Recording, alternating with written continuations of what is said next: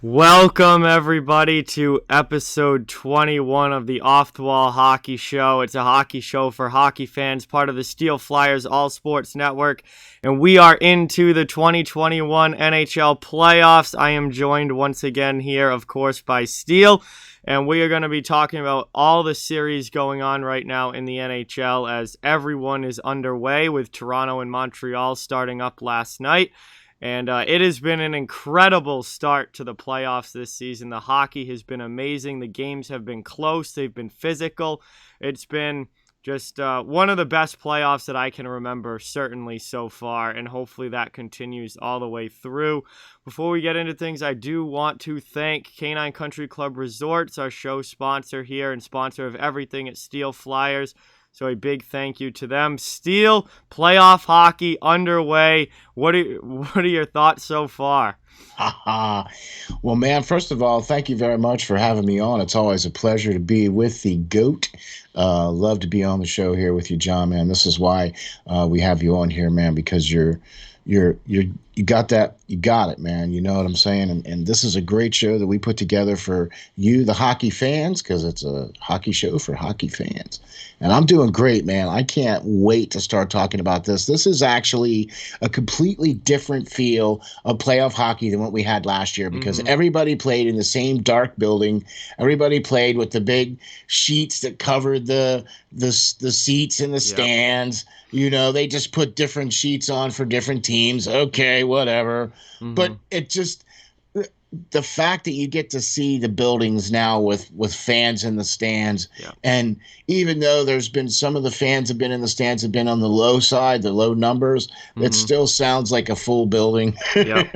So that to me has completely ramped up the playoffs this year, gives it a completely different feel, a more exciting feel. People are very, very excited to get out and watch hockey, and it is just amazing to see.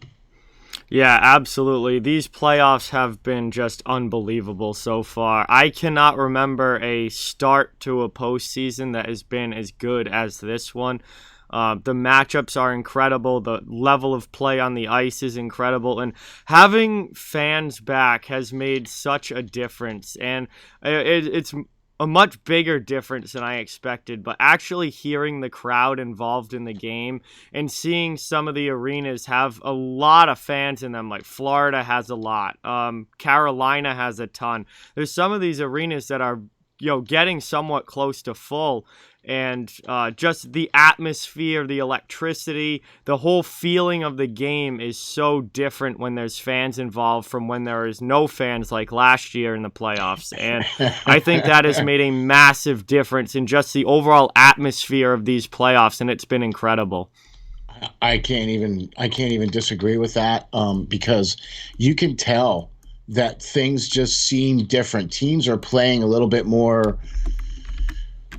They just seem to have that little bit more want to now. I mean, for those of the teams that do, I mean, and we'll get into some of the, because we're actually now all playing playoff hockey games now. So all the series have now finally started. And so we're going to get into some of that stuff, and here in a little bit. But I'm just really excited about this year. I'm really glad to see, and I'm hoping to see that we're going to have some fans in the stands in Canada, because that would be really awesome if we could get some fans in the stands. I don't know if I didn't see any. Montreal, I think, was the only team that might be able to, and that wouldn't be until the end of, or I think it was May 29th. So they would have to go to Game 6 to have fans in Montreal.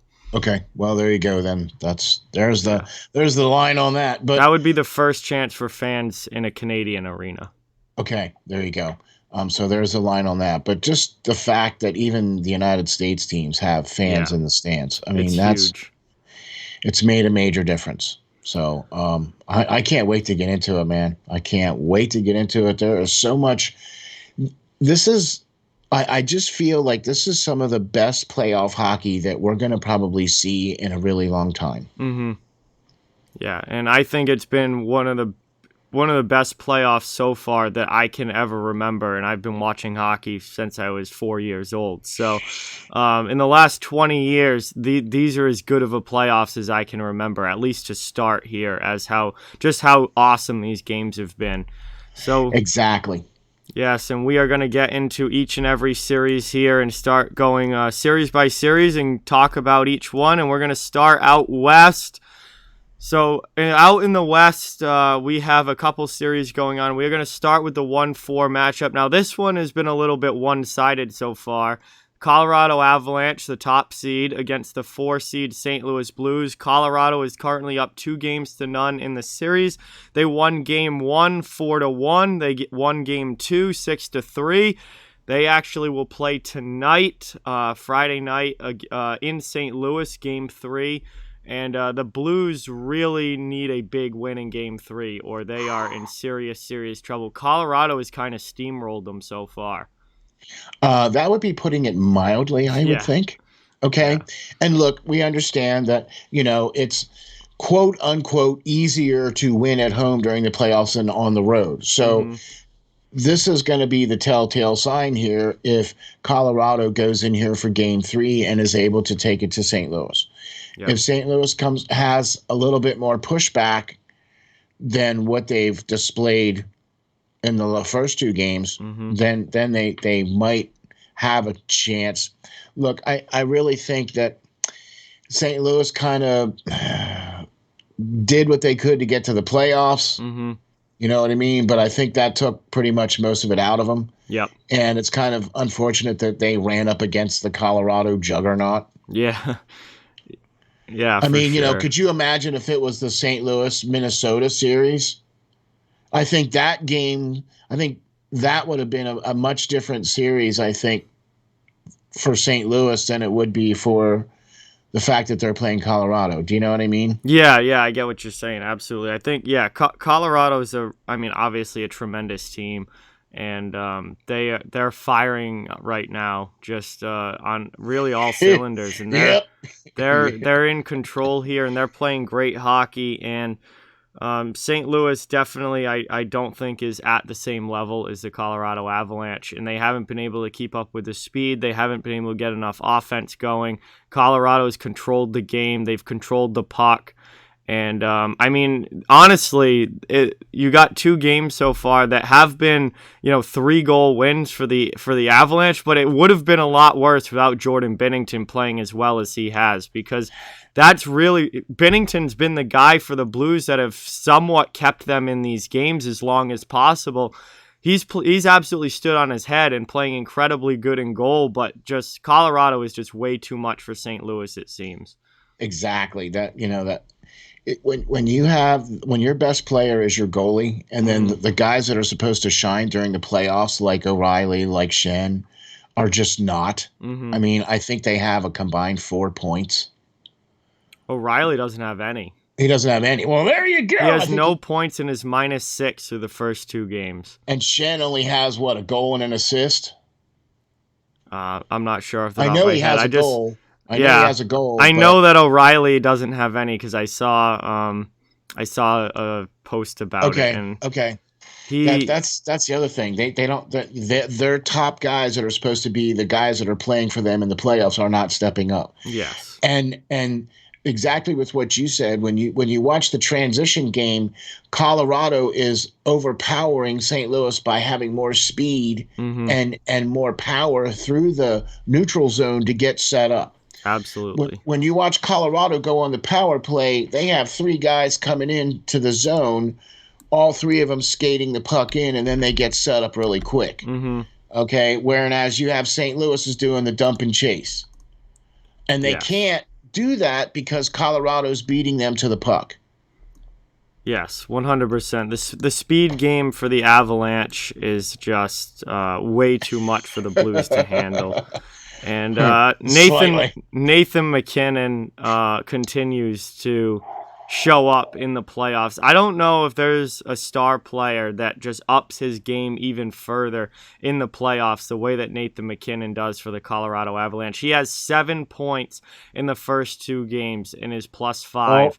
That helps when you have a Hattie. Yeah, hat You trick know? in game number 2. I mean, if we were still doing 3 stars of the week, I think Nathan McKinnon would be Oh, number yeah, 1. he would be number Um, one.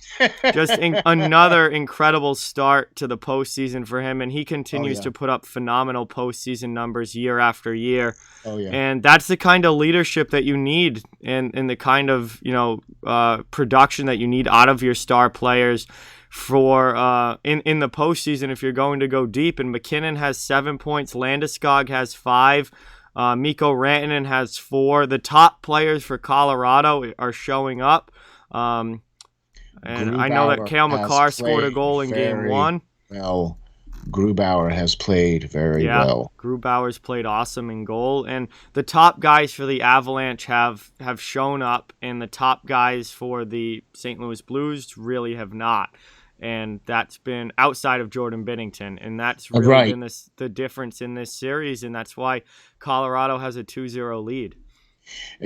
Can't argue that one little bit. There is one little thing that I am going to have to say, though, that the Cardi issue is, I think, and the only reason why I'm bringing this up is because I feel it was something that was really dumb and now is going to put Colorado potentially in a hole. Oh, yeah, Nazem Kadri definitely going to be suspended here. Got offered an in-person hearing, which allows for a suspension over 5 games. This is the 3 out of the last 4 playoffs. He has been suspended in the first round. Twice with Toronto. Yep. Didn't happen last year, but now this year he goes out and absolutely blindsides Justin Falk with a headshot. Kind of a Matt Cook type hit from Nazem Kadri, and now it looks like he's going to find himself missing pretty significant time due to suspension again. Probably, and deservedly so. And now that's also going to leave a hole too, because I don't know if Falk is going to be able to play. Mm-hmm. Right, yeah, that's a big injury to the back end for the Blues. Right. Okay, so that's why I brought this up. Yep. Because it's going to create a huge hole for St. Louis, because Falk is one of their key players. Yeah, big time. Right? And so now, and Kadri, although he's their third line center, I mean, is one of the key cogs in I mean, he's not a huge contributor, but when you put everybody together and everybody works together as a team, that's what makes you successful. Well, when you start taking some of them cogs out and have to replace them with different gears, that's a little bit of a getting used to. That's a little bit of a different rethink. That's a bit of a, you know what I mean? So it's going to cause Colorado to kind of do a little, okay, who can we put in there? And another player is going to have to step up into that line. Yeah, absolutely.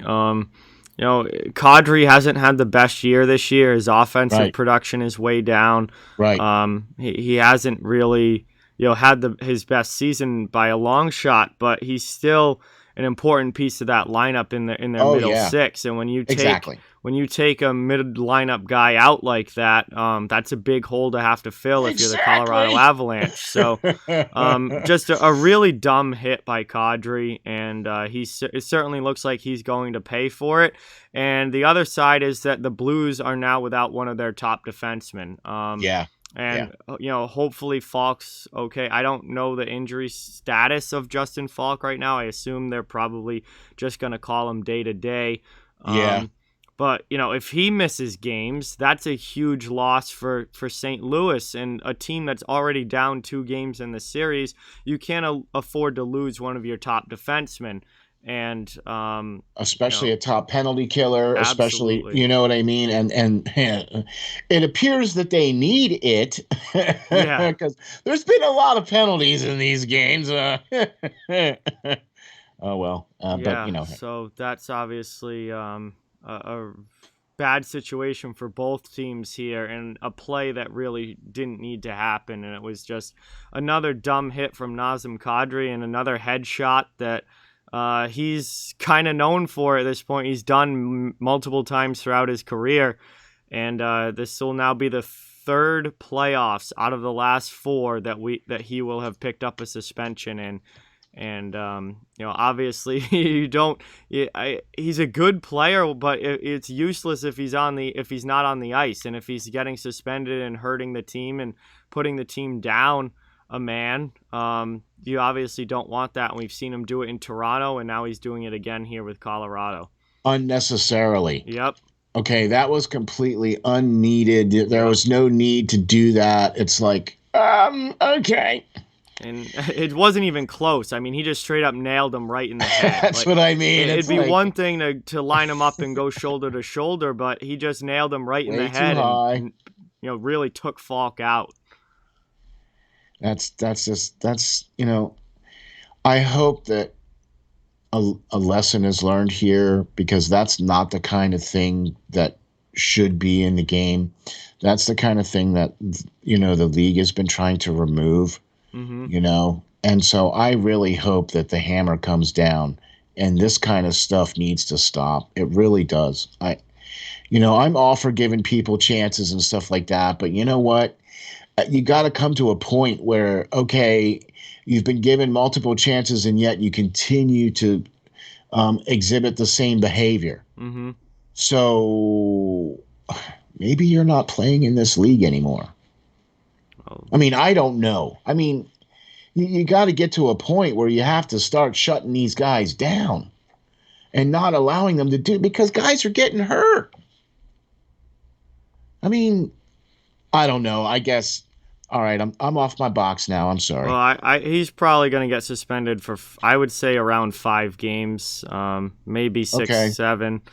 I don't think it's going to be longer than that, but he's definitely going to pick up a suspension here that might end up lasting the rest of this series and into round 2, depending on how quickly Colorado can finish off the Blues. But St. Louis here heading into this game really needs a big win, the same way that Florida was able to get last night, and we'll talk about that series coming up. But Florida found themselves down 0-2 after losing both games at home, and then they came back and they were able to take Game 3 in Tampa and get themselves back into that series. The Blues are going to need to pull the same kind of thing in Game 3, or they are going to be out of these playoffs very quickly. And they're going to be at home, so that's going to be good for them. They are going home.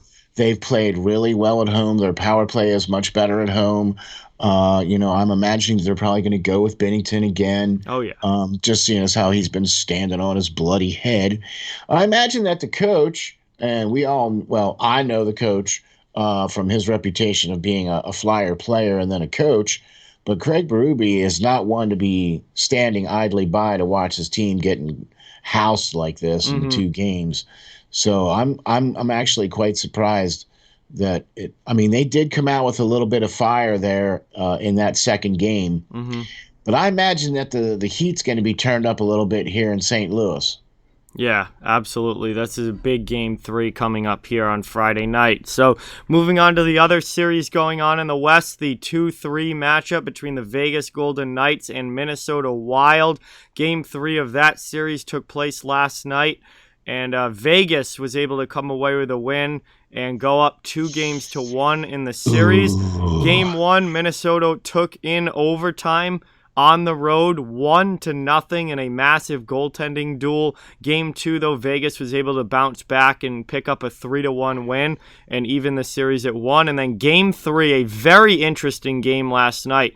Yeah. Minnesota gets out to a 2-0 lead, dominates the first period, looks like they're in control. And then in the second period, Vegas comes storming back, scores 3 goals, takes the lead, and then in the third, they finish it off with another 2 goals, including an empty netter, and they end up winning 5-2 in Game 3, although that score is a little misleading because the game, for the majority of it, was much, much closer than that. And Vegas gets a massive win here over Minnesota and goes up in this series. The Game 1 was the fluke game, I think, for Minnesota. Okay, where they were able to go in there in Vegas, and then the second game was not quite, but you could start to see where Vegas was being a little bit more dominant and taking over. In Game 3, and it's interesting that you mentioned that this game was a bit different.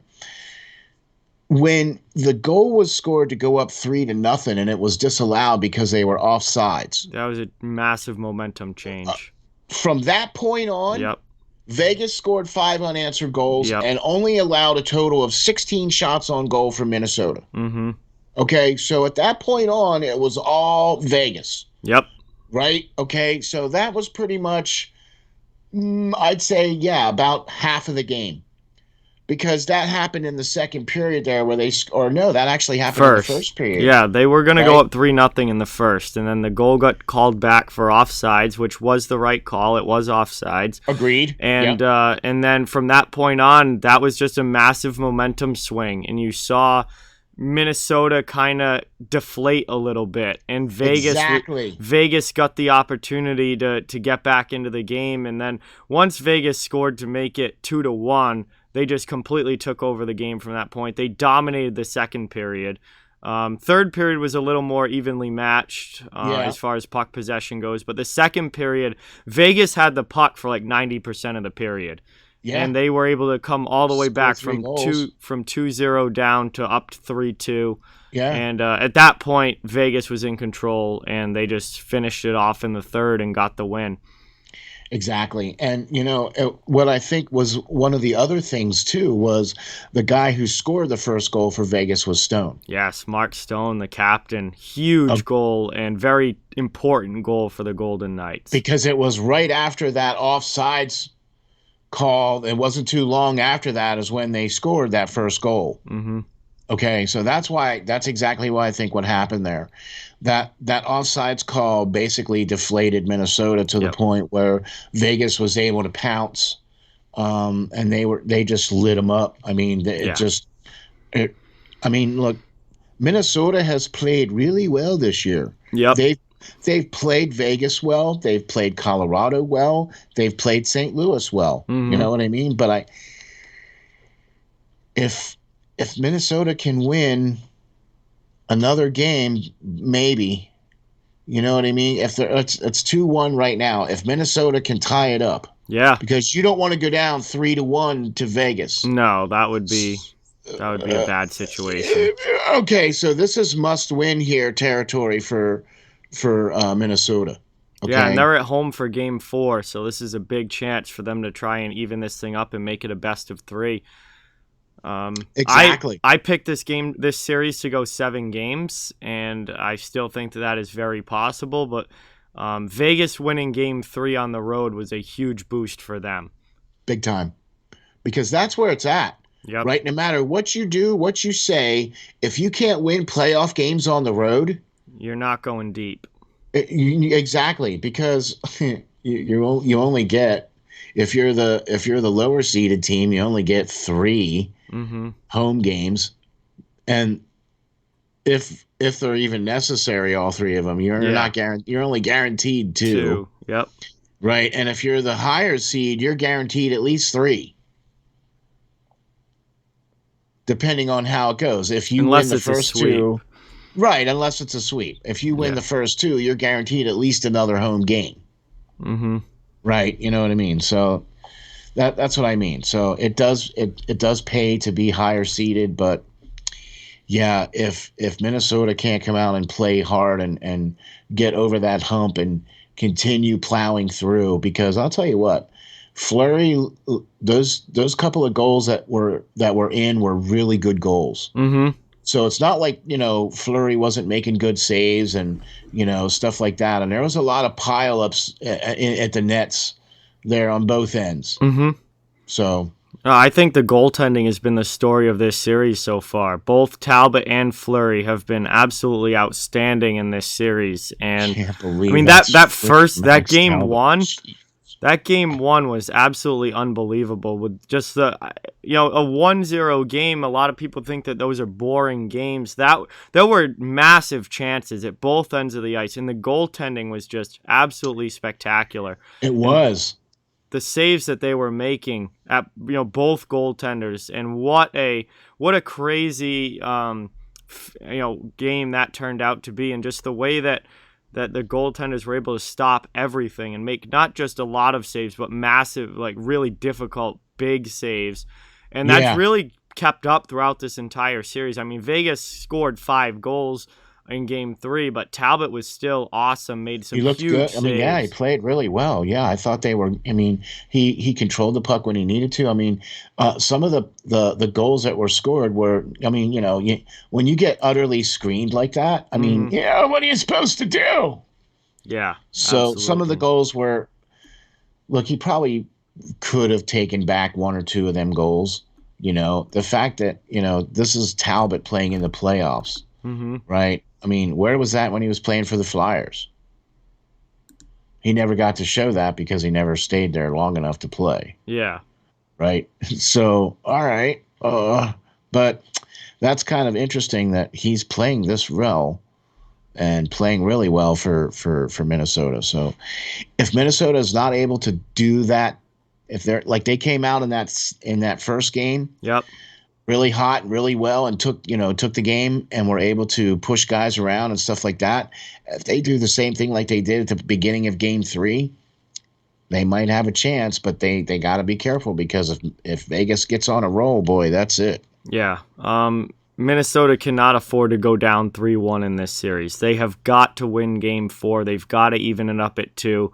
Otherwise, I think the Golden Knights are going to be able to finish this off. So this is a big, big game coming up on Saturday night between Vegas and Minnesota, because that Game 4 is going to have huge implications on whether this series is going to go 6-7 games or if it's likely to finish up rather quickly if Vegas can get another road win here.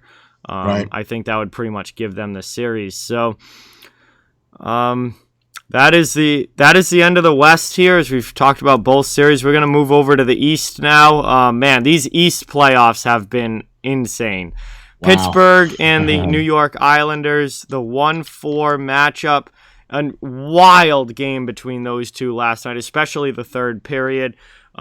Pittsburgh is up 2-1 in the series. They lost Game 1 in overtime, 4-3, and it looked like the Islanders had a chance to possibly steal this series. But then Game 2, Pittsburgh comes out and wins a very close 2-1 game.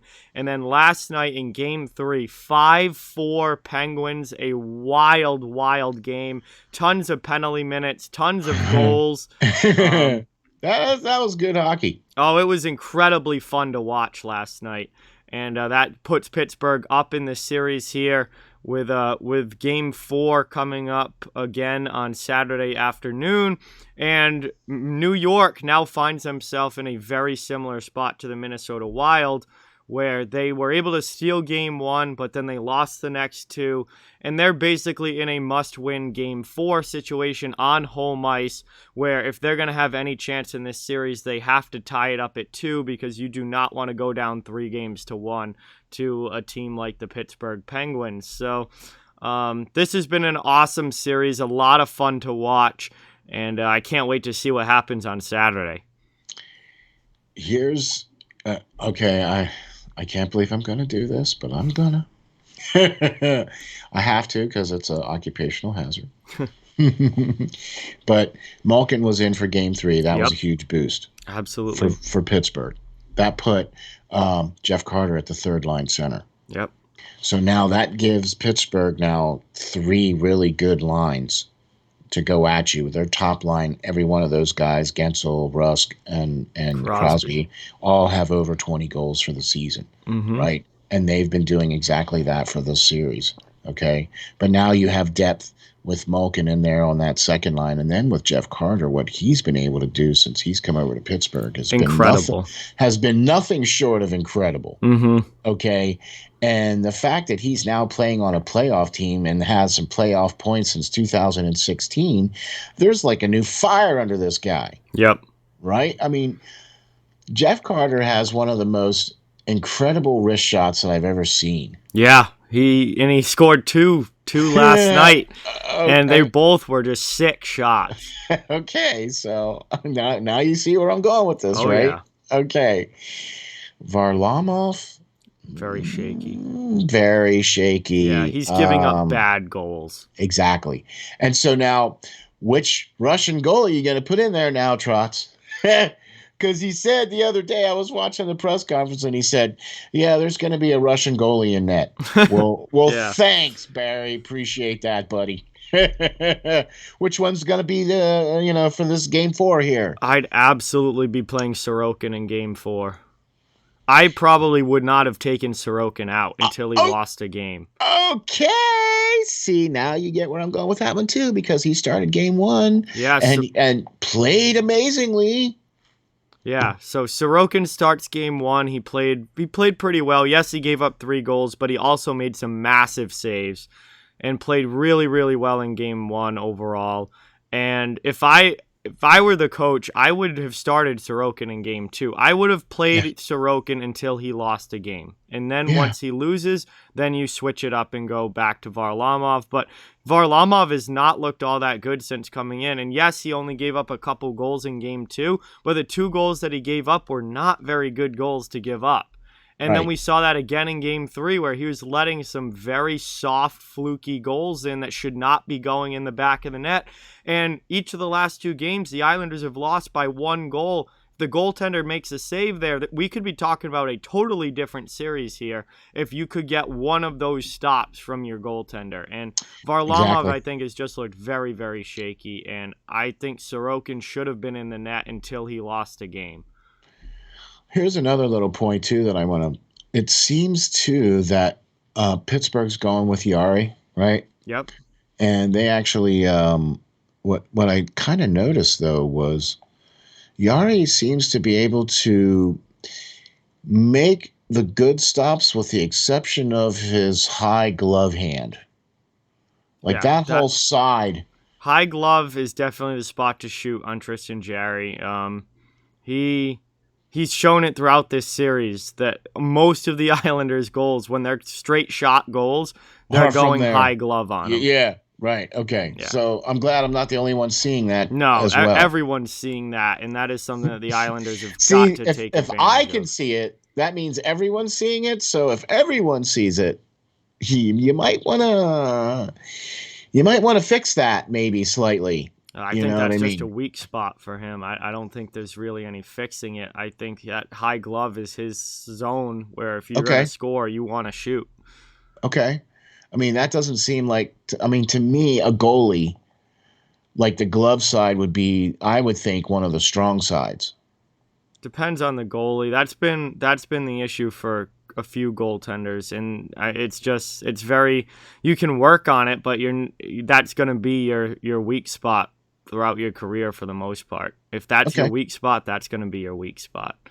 Okay, I got you. No, I'm with you. I'm with you. But I'll tell you what, though.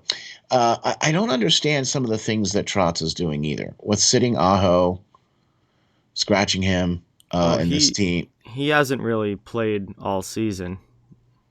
Really? He's a big-time depth. He's a depth guy. Okay. I don't think you're going to see him in the lineup. Okay. What I want to know is why Leo Komarov is still in the lineup, because that guy is absolutely useless. And they're playing him on the top line with Barzal and Eberle. Yeah, that's what I mean. Why is Leo Komarov even in an NHL lineup at this point? That's what doesn't make sense to me. That's the one lineup change that I certainly would be making if I'm the New York Islanders. You don't have anybody who can bring more to the forward group than Leo Komarov. That makes no sense to me. I agree. So Crosby was held without a point in that game. And that's rare. Which is rare. Right. Malkin had an assist, I think, in some of those in this game that he played as well, too. So, but if New York does not play tough against Pittsburgh, man, I think Pittsburgh's going to continue to steamroll. Yeah, it definitely looks that way. And it's funny, the Penguins have won 2 games, and they were completely opposite games. Like, game 2 was the low-scoring, 2-1, tight-checking defensive game. And that's the kind of game that you would expect the Islanders to play and win. And Pittsburgh, which is why, the first game, the overtime game, which is a perfect Islanders game, right? But Pittsburgh wins game 2, which is the 2-1, Islanders game that you would expect them to win. Pittsburgh wins that way, and then they come out in game 3 and win the complete opposite way, playing run and gun 5-4 hockey. And Pittsburgh's able to do either way. No matter how you want to play the game, Pittsburgh's able to do it. And the Isles, I just don't think can match the Penguins offensively. And if they're not going to win the low-scoring games either, then New York's in trouble here. Like, they need to win the low-scoring games, and they weren't able to do that in game 2. Yeah, that would be putting it mildly, I would think. And now with New York on home ice again for this game 4, this is another one of those must-win games for New York. Yeah. Because you don't want to go down 3-1 and then going into Pittsburgh for game 5. Can't do that. that will not end well, most likely. Yeah, right. Exactly. See, you're taking the words out of my mouth. That's not going to end well for you guys, because especially with Pittsburgh being back on home ice for game 5, if depending on what happens in this game, you know what I mean? And so even still, that makes it even worse too. If Pittsburgh wins this game, now you have to go back to Pittsburgh to play that final game. Yeah. I agree. I think New York this is another one of those series where I think New York got the short end of the stick, where I think they would have been better matched up against either Boston or Washington than Pittsburgh, because Pittsburgh won the series this year against them, right? 6-2. 6-2. Yeah. Pittsburgh played very well against the Islanders in the regular season, and that's continued now in the playoffs. Right. Okay. And that's why I think that if New York would have, gotten a different matchup, it might have been a little different for New York. Yep. So, all right. There you have it, man. I actually said some good things about Pittsburgh. Yeah, good job. There we have the 1-4 matchup, Pittsburgh and New York going on in the East. The other series going on in the East Division right now has been awesome. I've watched every game of this series, the first 3. Washington and Boston, the 2-3 matchup. The Bruins currently have a 2-1 series lead. Game 1 went to the Washington Capitals in overtime 3-2. Boston was able to bounce back in game 2 and win in overtime 4-3. And then game 3, first game in Boston, goes to double overtime, and the Bruins come away with a 3-2 win on a massive mistake by Justin Schultz and Ilya Samsonov, who the puck goes in behind the net, the goalie's there, the defenseman's there, each Capital thinks that the other one is going to take it, just leaves the puck behind the net. Craig Smith comes in on the forecheck, wraps it around, and puts it in the net before Samsonov can get back into position. And that is how the Bruins are able to take Game 3 and take the 2-1 series lead. Game 4 is coming up tonight on Friday night, and that's going to be a big Game 4 as the Bruins have a chance to go up 3-1 in this series at home, or Capitals could tie this up at 2, and we could basically get a best of 3 out of it headed back to Washington. This has been a phenomenal series. This is probably the most evenly matched playoff series that I can remember any time in the playoffs off the top of my head. I don't think we have seen 2 teams as evenly matched as this Bruins team and this Capitals team. Well, we're going to get to one, I think, here in a little minute that I think are more evenly matched along the same lines. Okay. I feel this one to me has stood out as the most evenly matched playoff series I have ever seen. I agree. And I agree. Every single game has gone to overtime. Yes. And nobody has had more than a 1-goal lead at any point in this series. It's either been tied or a 1-goal difference for the entire series. That's a great stat. Through the first 3 games, which is just absolutely insane.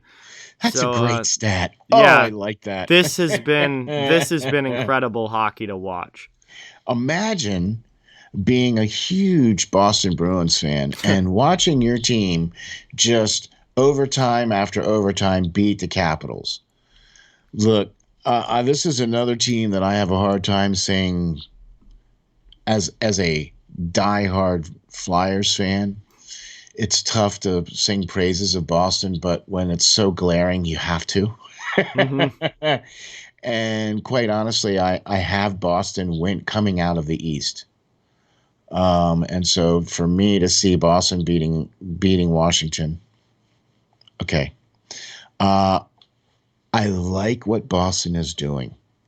Mm-hmm. They're playing defensively.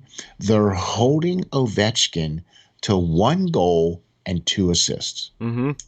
For so far, right? That to me is huge. Yep. When you can make him be a non-factor, that is big. Okay, TJ Oshie's been on fire for the Capitals, but Tuukka Rask has been solid in net. Very good, yes. Okay, and has handled everything that's come his way. Mm-hmm. Okay, so the big names for Boston are stepping up. Yep. Okay, you're getting it from everybody that you should be hearing from. Boston is who you're hearing from. When Washington scores, it's Hall, it's Bergeron, it's Marchand. Pick somebody. Mm-hmm. Okay, same thing. These games have been so back and forth where, this is to me so far been the best series of hockey playoffs to watch in all of the matchups going right now. Mm-hmm. Okay. There's been hitting. There's been a lot of, back and forth. It's exciting hockey. The only thing that if I was Washington, I would be worried because Ovechkin only has 1 goal. Mm-hmm. Your goalie tandem after he got hurt there in that first game, Samsonov has not been the one. Anderson, I think, has looked better. Oh, Samsonov only played that game, game 3, and Anderson played game 2, and obviously the rest of game 1 after Vanacek was injured. Anderson, I think, was very good in game 1, not as good in game number 2. Samsonov, I thought, for the most part, played a solid game in game 3, but obviously very bad mistake at the end that ended up costing them the game. And Alex Ovechkin was certainly not happy with him, as slammed his stick and broke it. The video of Ovechkin screaming at him and breaking his stick and everything has been talked about a lot, which you probably, I don't know, if you're the captain of the team, you want to be doing that out in the open for everybody to see. But probably not. The Capitals were definitely not happy at the end of game number 3, and they I don't know, they know that they're getting pushed here, and Boston is giving them a very, very good series. And this is a big game 4, because if you go up 3-1 in a series, your chances of winning that series are very, very high. There are not many times in the history of the NHL playoffs where teams come back from down 3-1. It's certainly not the same as coming back from down 3-0, where it's only happened, I think, like 4 or 5 times. But coming back from 3-1 is very, very difficult. So it is. It's not happened very many times. It doesn't happen a whole lot. I think a high percentage of the teams that go up 3-1 end up winning the series. So Washington now has put themselves in a position where they have a really big road game here on Friday night, and they really need to even this series up and take it back to Washington, because if they're going back home down 3-1, I mean, all it's going to take is one more win for the Bruins, and Washington's going home for the 3rd straight playoffs in a row in the first round. And with this Capitals team that is getting older, they can't really afford to be taking first round exit after first round exit. No, because the time is starting to tick away. Yeah, and the window's closing. Exactly, and that was the main reason why they brought Laviolette in. Mm-hmm. To help get them over the hump here to where they could win out of that first round. And you're right. If Washington does not at least take this game, then you don't want to go back to Washington being down 3-1. Boston just seems like they have it more together than Washington does. Okay. I know Washington played really well towards the end of the season. Mm-hmm. And was able to get a higher seeding, okay? And Boston played really well at the end of the season and came in hot. very hot. Yeah. Exactly. And so that's why I think this is what we're seeing here. I think we're seeing this momentum of Boston coming in hot, playing well on the road like they have all year. Mm-hmm. Okay, for the most part, they've played really well on the road this year. Okay, they've also played really well at home too. Mm-hmm. But to be at home for this game, to win this game and go up 3-1, yeah, you're right. There's only I can only think of maybe one or two teams in the last 20 years that have done that have come back from 3-1. And there's not many teams that have come back from down 2 or down 3. You know what I mean? So yeah, I don't know the numbers off the top of my head. Yeah, I don't either. But I'm here to tell you, though, it's a big hole to try and dig out of. Yeah. You don't want to do that. You definitely don't want to be in that hole, that's for sure. And if Boston wins this game, which I really feel that they're gonna, especially at home, they're gonna have a little bit more fans in the stands. Not quite. It's next. I think it's next weekend, not this coming weekend, but next weekend that things would open up to potentially full capacity for the Bruins. Oh, full capacity at that point. Could be an end of May. Could be full capacity for TD Garden. Okay. Well, that would be not maybe if it goes to 7 games or whatever.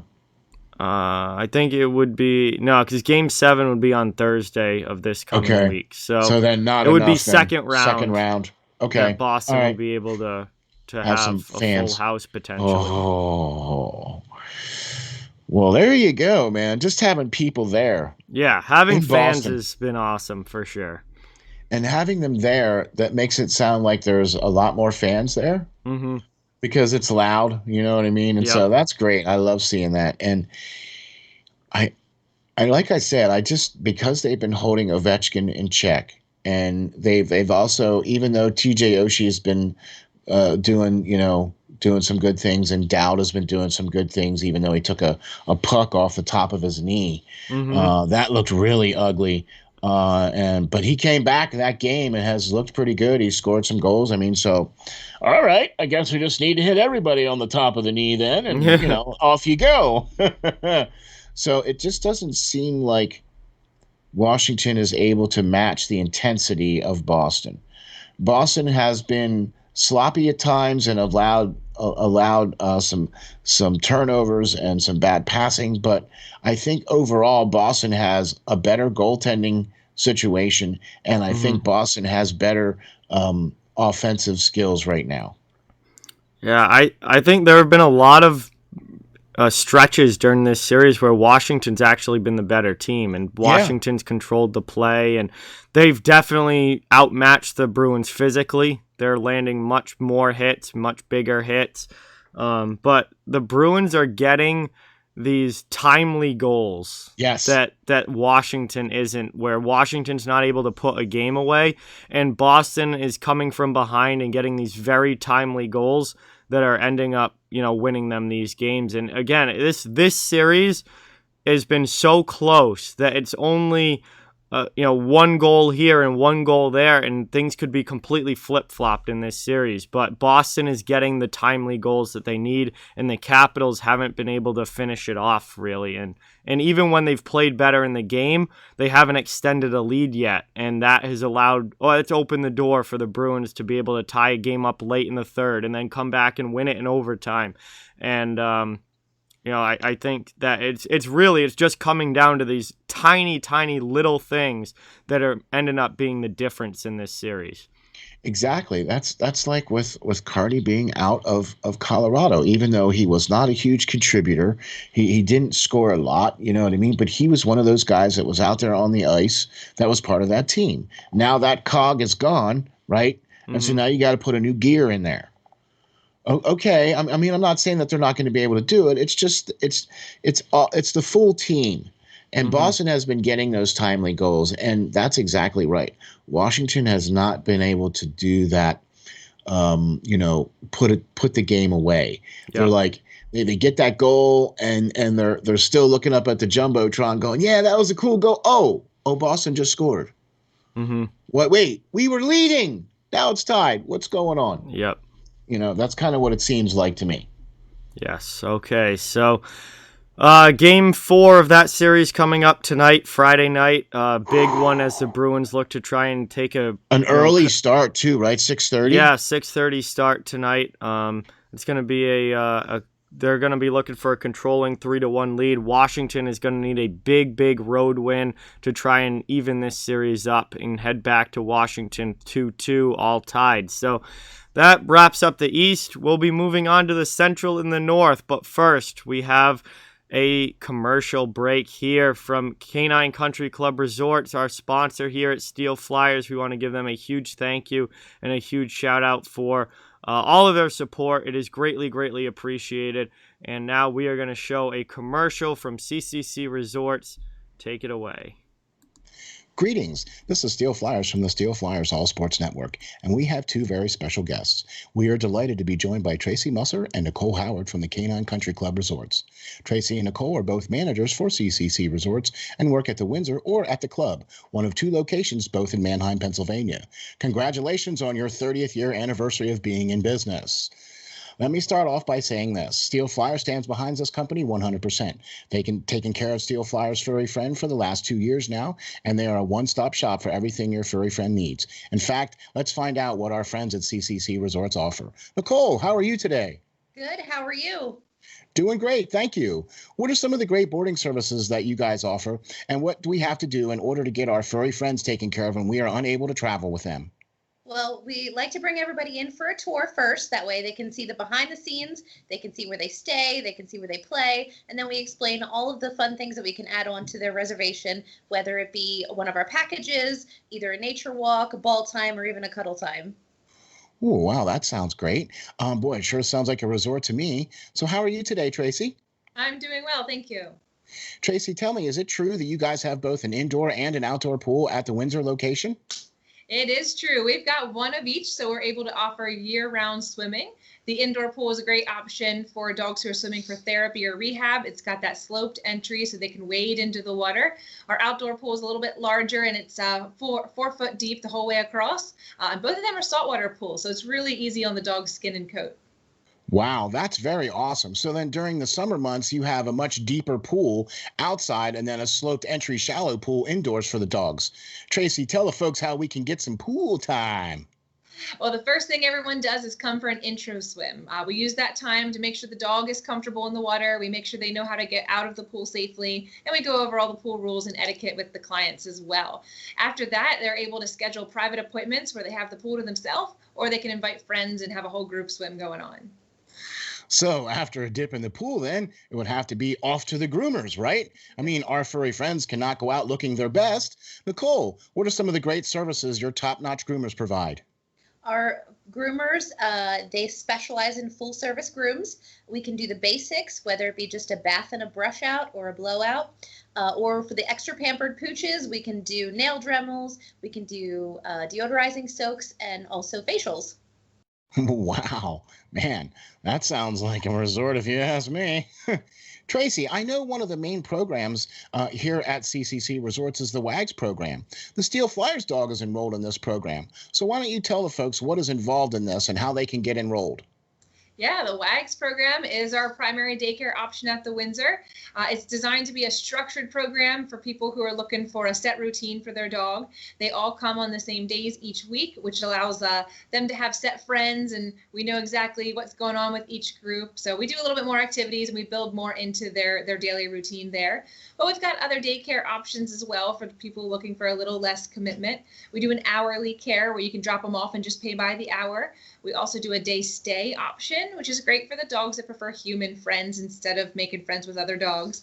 And then we have a traditional daycare option as well if you're looking for the occasional outing for your dog. Wow, there you have it. A full-service groomer, a daycare program, and an indoor and outdoor pool. What more could you ask for? Sure seems like CCC Resorts has everything covered. Remember, DOG, depend on God. And we are back again. A huge thank you to Canine Country Club Resorts for all of their support and their sponsorship here at Steel Flyers. Really appreciate everything that they do for us. It's time now to take a look at the Central Division in their playoff series so far. We've got Florida against Tampa Bay. We've got Carolina against Nashville. We will start with the 1-4 matchup, which is the Carolina Hurricanes against the Nashville Predators. Carolina has a 2-0 series lead after a couple of home wins. In Game 1, they were able to win 5-2. In Game 2, they came out and got a shutout win, 3-0 over the Preds. And, man, Carolina has been very, very impressive to start these playoffs. 2 3-goal wins, pretty commanding wins in their own ways. They've looked like the juggernaut of a team that they are here so far, and now it's going to be interesting to see if they can carry that momentum onto the road to Nashville and see if they can put up the same kind of performances in Nashville. I don't think it's going to be tough. Not one little bit. To be quite honest with you, when you watch these games here, man, Carolina is all about they're. I don't think that they're looking past Nashville. Mm-hmm. Okay, I think they're taking this team very, very seriously, which is why I think they're doing what they're doing.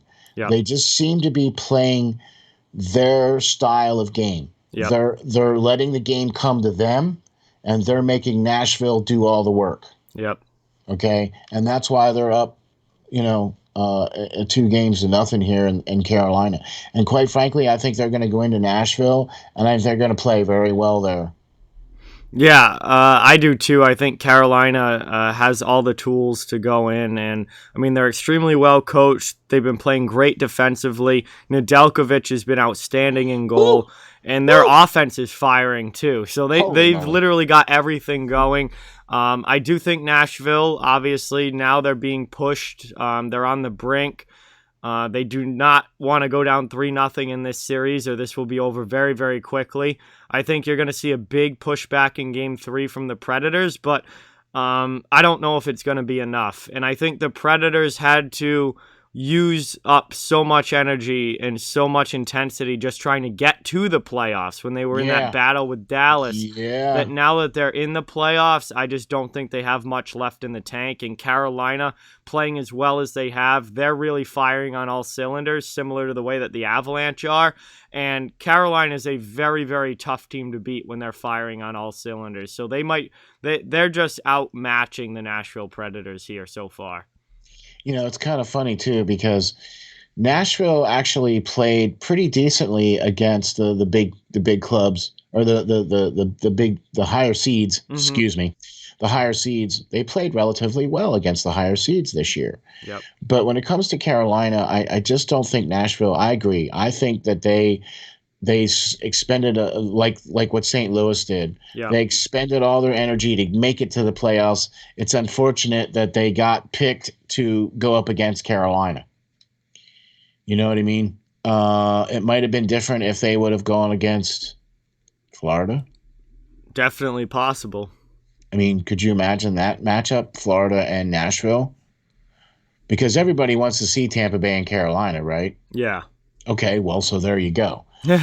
So if you put that Nashville with Florida, that might be a different situation right there, where I think Nashville might have had a better opportunity to win more games, but they're up against the juggernaut from the Central, which is Carolina.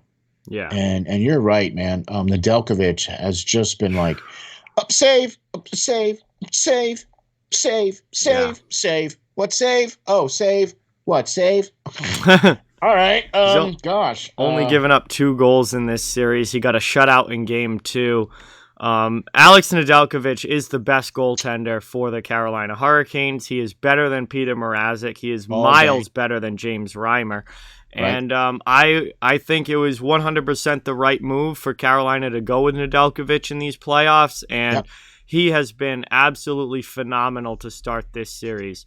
Yep. And it's only been 2 games. It's still very early, but it does remind me a lot of Cam Ward in 2006. It's funny. They were saying that during the game too. The announcers were saying that, this is reminiscent of Cam Ward. I'm like, yeah, okay. I get you. We all know what happened in 2006 when Cam Ward came in and Carolina went on to win the Stanley Cup. With Rod Brindamore as captain. Rod Brindamore, who's now the coach, was the captain of that team. And obviously, it's still very early in the playoffs. I'm not saying Carolina is going to win the cup, but it's the run is already starting to feel reminiscent of that, and yes, have a lot of parallels to that 2006 run. With the Canes this year, particularly as far as the goaltending goes. And Nedeljkovic has looked awesome. I think, obviously Nashville isn't the most offensively potent team. So I think it's going to be interesting later in the playoffs, as Carolina moves on and plays tougher and tougher matchups. I want to see how's Nedeljkovic going to look against a team like Tampa Bay. If they're able to come out of the division, how's Nedeljkovic going to look against a team like Colorado or Vegas? Or how's Nedeljkovic going to look against a team like Pittsburgh or Boston? I think, those are questions that we still don't have answers to yet until those series or potentially happen.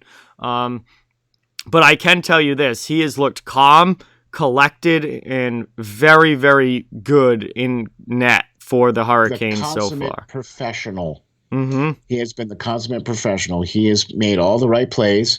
He's done all the right things. He's covered the puck up when they need to, right? He's passed the puck along when they've needed to, right? He's had good reads on the play. He's had good sight lines. Yep. Okay. It also helps that you have Carolina's defense playing in front of you. Oh, yeah. One of the best in the league. Right? So I'm looking at it, right? And Carolina's power play is number 2, I think, in the league. And Nashville's penalty kills like 29th in the league. Yeah. Special teams definitely favor the Hurricanes in this series. And there's been a few penalties. Mm-hmm. And I call them penalties because there's plenty yes, penalties, so I call them penalties. There's been plenty of penalties in these games, and as we all know, special teams plays huge roles in hockey games, especially during the playoffs, because the power plays are few and far between for the most part. I mean, the Edmonton game, there was 1. Mm-hmm. And then in the Carolina game against Nashville the other night, there was 10. Mm-hmm. 7 against Carolina, 3 against Nashville. You're like, wait a minute, what? Which referees are going to show up tonight? Yeah. You're going to get the ones that are just going to tuck the whistle away. Yep. Or you're going to get the ones that are going to call every blessed thing. Come on. Can we get some consistency here? That's a lot to ask for in the NHL. Yeah. Also, speaking of the refs, just want to do a shout out to the ref that took a big header the other night there during the overtime game there with Washington and Boston. Mm-hmm. During the face-off, he was completely legs taken out, he smacked his head on the ice. He was down for a little while, and so, hey, man, we're hoping you get back healthy and everything like that. Always hate to see that kind of stuff. So, but even the refs got to be tough. Absolutely. Everyone on the ice. If you're on the ice during an NHL game, you got to be tough. And game's fast, very physical, a lot of contact, and even the refs get involved sometimes if they're just in the wrong place at the wrong time. Exactly. But I just don't want them deciding games. Mm-hmm. If you're going to put the whistle away, then do it for every game. Don't just do it for one game. Yep. If you're going to call everything for one game, then call everything for every other game. Mm-hmm. Right? That's all I want is consistency. That was, I think, was a little bit ridiculous, where there were 7 penalties against Carolina and only 3 against Nashville, where I'm here to tell you, man, I saw way more than that. Mm-hmm. I'm just saying. Okay. But Carolina definitely has it going on, and Nashville needs to, man, they really need to take a game here at home to have any kind of sniff or chance or something. And it's not just that you can't come out and do that first 10 minutes. You need to come out and do that first, 2 periods and then most of the third and get it all the way done to this. You got to come out and do it for the whole game. Yeah. You can't just come out and do the first 10 minutes. You got to come out and do it for the whole game. 100%. And Nashville really needs to pick up a big win here, because otherwise Carolina is just going to walk away with this series very, very easily. Going down 3-0 is not going to be a good thing, especially against Carolina. No, that would be series over at that point. Pretty much. Whether it's in 4 or whether it's in 5, that's going to be series over. And Carolina, I think, would easily move on there and get the job done. And I mean, I have the Canes going to the finals this year. I think me is too. A very, very good team. Yeah, me too. And they've certainly got the depth in the offense, the defense, the goaltending, the total package, the coaching. Carolina is a tough team, and I think that Nashville did a really good job getting into the playoffs, especially after the start of the season that they had, where they were actually the last place team in the Central at one point. I think about a month into the season. Yeah, and for them to have the second half that they did, it was really an impressive performance in the second half for them to even make the playoffs this year. But Agreed. I think they really burn themselves out just getting to the playoffs, and now that we are in the playoffs, I don't think that they really have the gas left in the tank to be able to take on a team like the Carolina Hurricanes. See, that's kind of where I was going with that too. I agree. It's kind of like what happened with St. Louis. Yep. Like they expended everything that they possibly could. Look, St. Louis faced a lot of adversity this year with a lot of man games missed due to injury. Yep. Right. And then they had a little bit of COVID going on there too, and Nashville had a lot of injuries this year too, and they had some COVID go on too. And everybody thought that Nashville was going to be sellers at the trade deadline, but they were able to make the playoffs. They were able to get that 4th seed and play their tails off to get to where they were. And, that's exactly what I think they did. They played out they're out of gas. Yeah. All right, I made it. Yeah. All right, you made it. Well, now you got this playoff hill to climb, and they're just like, oh, yeah, we're done. So Nashville is still a pretty good team. I would look at, huge positives from this team moving forward. They've got some young players coming up through the pike too. So, and there's going to be some drafts and some stuff. So, but if Carolina wins tonight, that's probably going to be the end of Nashville. Yeah, I would agree with that. So that is the 1-4 matchup in the Central Division. Carolina currently with a 2-0 series lead. Big Game 3 coming up, and a chance to really put this series away if you're the Hurricanes, or get back into it if you're the Nashville Predators.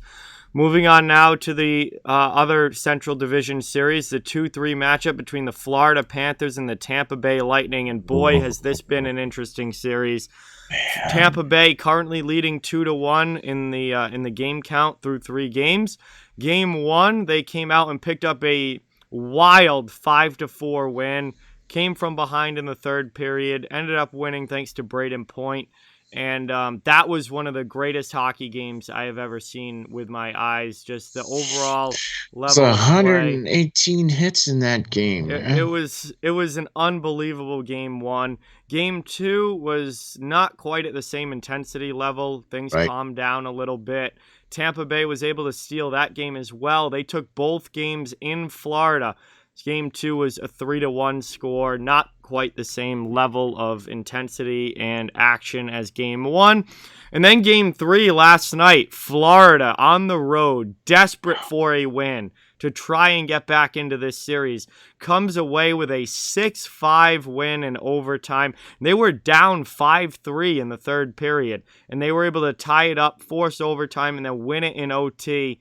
And get themselves back into the series and make it 2-1 rather than going down 3-0 to the Lightning. What a series this has been. Wow. And big one coming up. Big Game 4 coming up on Saturday afternoon. Oh, boy. Let me tell you something. The first 3 games, 255 hits. Yeah. That's 3 games. Yep. Okay. So, wait, I actually wrote it down here, right? So Game 1 had 86 hits. That was about even. Okay, they're all about even. Mm-hmm. Okay, so you divide 86 in half, and you come up with 43. So it was about 43 each for each team. Next game 2, 79 hits. Not as much intensity. Okay. Yep, I'm with you. Yeah, the next game, 90 hits. Right. So with a grand total 255 hits for the first 3 games, I say that this is probably the most physical of series that we've seen so far. I mean, I think it kind of beats out. I would say this one and then Washington and Boston. Right. Yeah. But I'd say this one beats out Boston and Washington by just a skosh. Mostly because of game 1, which had like 3 or 4 scrums that were one punch away from turning into full-on line brawls. And those teams were at each other's throats in the first game. And then in game 2, it calmed down a little bit. I didn't see last night, so I'm not sure where the physicality level at last night was. But it was there. If it was back to game 1 territory, then yes, this has absolutely been the most physical. There were more hits. Yeah. There were 90 hits in game 3. There was only 86 hits in game 1. So there were more hits. Okay, the physicality was all about being there. That's for sure, dude. There was no questions, no doubts. It was all about that. These two teams have a growing rivalry here. Oh yeah, being interstate. The Battle of Florida. Exactly, and this is what hockey is supposed to be here, which is really kind of interesting that we're talking about what hockey should be, and we're talking about two fair weather teams being the Panthers and the Lightning, both being in Florida. Yeah. You know, you're supposed to be talking about teams like that from like Detroit or Minnesota or, you know, somewhere up north. Yeah. You know, somewhere cold. But both times for all the games, the stands have been rocking with the people. That's been the amazing part, is seeing the fans in the stands for these games. Tampa Bay came out of the gates and just took it to Florida. I mean, they outmatched Florida. They outskated Florida. They outscored Florida. They did all the things that they needed to do. They drove Bob out of the net because he played the first game, and then played Drager, game 1, and then Drieger played game 2. 2, right? And then Drieger started in game 3. Got pulled. And Bob came back in. Yep. Right? And so kind of a goaltending carousel with the Panthers now. I assume we're probably going to see Bobrovsky in game 4. I bet you any money we'll see Bobrovsky in game 4. Yeah. And although Vasilevsky has been the goaltender of record choice and whatever, he's let some goals in. Yeah, no, that's one thing I want to talk about with this series is how many goals not only that the Panthers have given up, but Tampa Bay is giving up a lot of goals here. I mean, we thought that going in that, you know, this would be not necessarily a high-scoring game because of their goaltending. Mm-hmm. And it's just turned into the exact opposite. Yeah, game 1 was 5-4, and game 3 was 6-5. What? And even though game 2 was 3-1, okay, you're still looking at, let's see, 9, 4, and 11, right? So that's still 24 goals in 3 games. Mm-hmm. Okay, that's a lot of goals to give up. Oh, yeah. This has been an extremely high-scoring series so far. That's what I mean. Yep. You know, so, but letting in those goals, I mean, I'm not saying that he's letting them in. He's obviously trying to stop them. Mm-hmm. You know what I mean? But he just hasn't looked like his regular season Vezina self. Yeah. Yeah. Because let's face it, I think he's going to win the Vezina. If he doesn't, Grubauer probably will. Yeah, I think Fleury, I don't know. Vasilevsky's definitely one of the finalists for the Vezina this year. Absolutely. Yeah. It's funny, this has been such a high-scoring series. Of the top 5 scorers in the playoffs so far, 4 of them are from this series. Nathan McKinnon is the only one in the top 5 scoring. Well, I guess Landeskog's tied for 5th with 5 points. 5th place, points. yeah, so 5 points. You could count Landeskog too, but Huberdeau for the Florida Panthers has 6 points in the first 3 games. Hedman, Point, and Kucherov all in the top 5 of scoring as well in the playoffs so far. Hedman has 6 points. Point and Kucherov have 5 each. So, you know that's the other thing. you're looking at, a lot of goals and a lot of points being put on the board in this series. Exactly. And that's the other thing too, man. Kucherov and Stamkos have just come out and looked like, all right, we're back. Mm-hmm. Like yeah, Stamkos has 2 goals and 2 assists. Kucherov has 2 goals and 3 assists. Braden Point skipped a beat. They haven't skipped a beat. They both coming back from injury here at the start of the postseason, and they've been absolutely ready to go. Braden Point's got 3 goals and 2 assists, and Victor Hedman doesn't have any goals, but he's got 6 assists already in this series. So Tampa's offense is there, that's for sure. Right, and if Florida is not, and they've been playing. I mean, even Gudis has a goal. Yeah. Right, for Florida, right? But Florida's defense needs to step up, and so does their goaltending. Mm. Like Drager played really well throughout the season, but started to drop off there towards the end. But and now he's let in some goals too. And I thought Bob played well in Game 1, and probably, I mean, owing to the mistake that happened that cost him the game. But I still think he should have played in Game 2. Mm-hmm. You know what I mean? But they put Drager in, so I mean.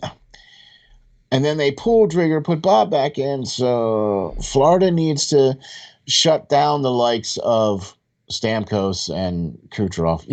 Yeah, that's like telling you guys, all right, guys, now you have to shut down the best center in the league and then the best right winger in the league. Yeah, all right, ready, break. Good luck. Yeah, I think overall just Florida's team defense in general has not been very good in this series. Right. Their D is running around a lot. They're out of position. There's been a lot of bad turnovers. There's been a lot of odd man rushes for the Tampa Bay Lightning because Florida's getting caught up ice. And it's not all on the goaltending. Obviously, Bobrovsky gave up a lot of goals in Game 1. Drieger came in. I think Drieger played really well in Game 2. Yeah, I agree. But Game 3, he got lit up. Bobrovsky comes back in. And, I mean, obviously, you need a big save. You need some timely saves from your goaltenders from time to time. And Florida hasn't gotten enough of that yet. But Florida's team defense, I think, has been the bigger issue than the goaltending because they are just giving up way too much. Way too many high-quality chances to the Tampa Bay Lightning. And Tampa Bay, I mean, we all know how good of a team they are. If you give them chances like that, they're going to capitalize. You know, that's the other thing too. And their captain didn't play all that much in Game 3 either for Florida. Barkov was only had a couple of shifts there. Barkov's not had a good series. Yeah, he's only had a couple of shifts in the first period. He had a couple of shifts in the second period, and then in the third period he played a little bit more. But he hasn't been. I mean, you know, okay. I mean, that's one of the guys you need to be stepping up on your team, and he hasn't been playing a lot. Yeah, he does have a goal and 3 assists so far for 4 points, but he's also -4 on the series. And this is a guy that we talk about as being one of the best two-way centers in the league, and one of the Vezina or not Selke, one of the Selke finalists potentially this year. And for him to be -4, he's on the ice for way too many goals against. He hasn't, he does have 4 points in 3 games, but he hasn't been overly impactful with those points. And I think Barkov overall has not had a great series so far. No. Florida is going to need him to be a lot better if they're going to find a way to pull off, this series win. Exactly. Because, I mean, Huberdeau has stepped up. Huberdeau's been awesome, but Barkov is not. He's been very quiet. So I'm with you on that, man, for sure. And if Florida is not able to pull it together, you don't want to go. You can't go down 3-1 against Tampa Bay. You need to win this next game here. Yeah, this is a huge game in Florida. Florida has got to win. You cannot go down 3-1 against the defending champion Lightning, who look like they're back to their playoff selves. And it's funny, we're talking about a lot of the final couple few weeks, really a couple months of the season where Tampa Bay really went through some stretches where they didn't look great. Yeah. They ended up finishing third in the division. A lot of people thought they were going to win the division. Well, they were leading the division almost the entire year. And there was a lot of talk about the Lightning, just not looking like the Lightning. Yeah. And I said, I think they're bored with the regular season. I think they're just waiting for the playoffs to get here. And this team, as soon as we got to the playoffs, was able to go just like that and turn it on. Flick the switch. Perlo said that too the other day too. He's like, yeah, and he's been saying it too. Mm-hmm. Like they seem to just kind of be bored. They're just kind of phoning it in. Like, all right, it's the regular season. Yeah. And then Stamkos ended up missing 16 games. Yep. Right. And Kucherov has missed the entire season. Yep. Right. And then you just plug those two guys back in, and it's like they didn't even skip a beat. Yep. Kucherov comes out his first game and scores 2 goals. Yeah. Hey, welcome back.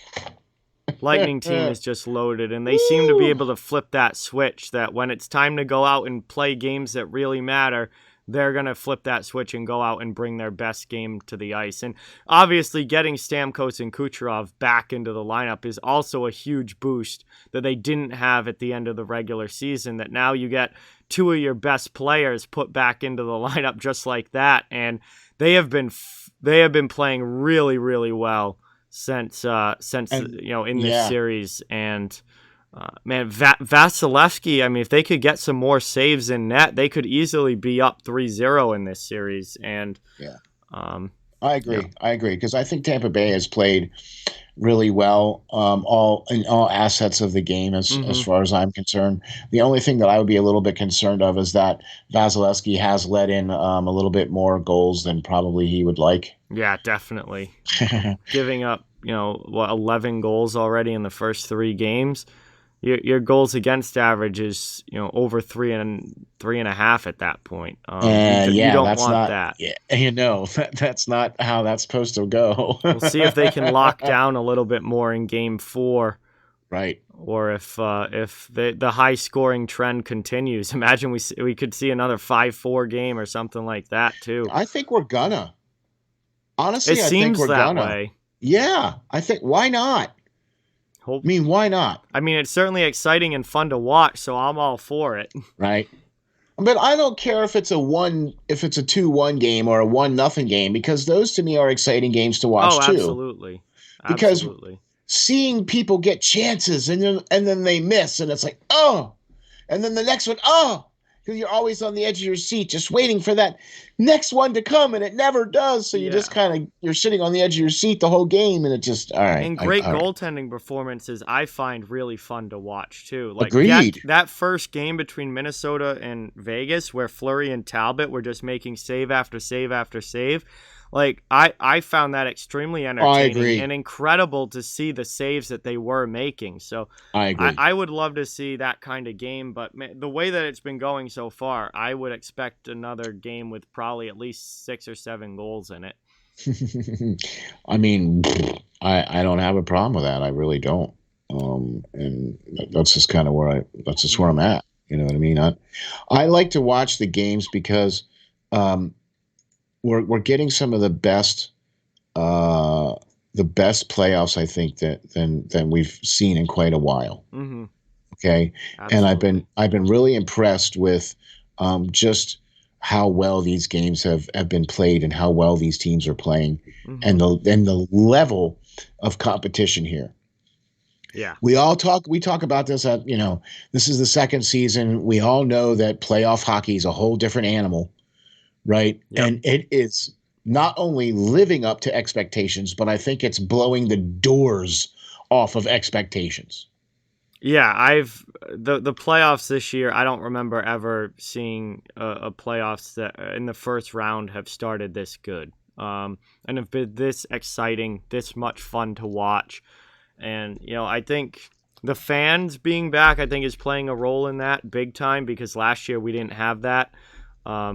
But even going back beyond last year, I don't remember. Maybe there's recency bias here because it's happening now, but I don't remember being this entertained and this excited at the beginning of the playoffs like I have been this year. I think it's been the best playoffs that I've seen in maybe ever. I'll tell you what, it makes it a little bit more exciting when your team is in it. So I'll let you slide on that one. I'm not even like I wasn't even thinking about Boston and Washington. I just think the playoffs as a whole. Yeah, I don't remember ever seeing it like this. There were some times back in the early 90s where some of the playoff series were really intense. And I'm not saying that playoff series are not intense. And I've watched some playoff series that were, wow, really physical, really to the point where the team that won was so beat up that the team that they were playing up against pretty much just dominated them because they had nothing left. Yeah. I mean, I've seen those kinds of series. And I think when you get that kind of series, like what we're building right now, that's what I think we're doing. I think we're building that right now. Yeah, we're setting this up to be one of the best set of playoff games that has been around in, say, the last 15 years. Okay, absolutely. It has a different bit of a feel to it. Yep, it 100% does. It does, and I think it has the fact to do with we're coming out of the COVID and things are starting to open up, and you're starting to see more and more fans in the stands.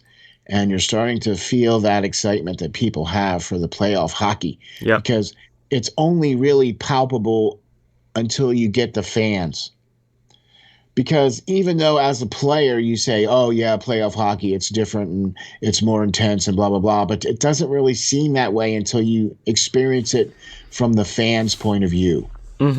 Because when you go into the stadiums and the fans are jacked up because it's a playoff game, that's a whole level of noise. Yep. Energy. It's just pure energy. Exactly. That's what I was trying to get to. It's a whole level of energy when you have a stadium full of people that are just rooting you on. Yep. 100%. I think that's making a huge difference this year.